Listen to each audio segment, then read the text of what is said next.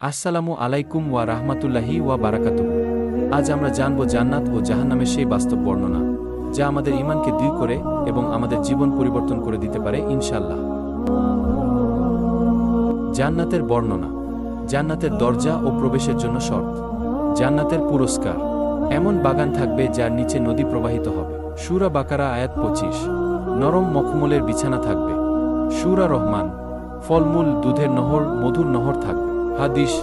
জান্নাতে কোনো ক্লান্তি বা মৃত্যু থাকবে না। জান্নাতে সব চাইতে বড় নেয়ামত আল্লাহ।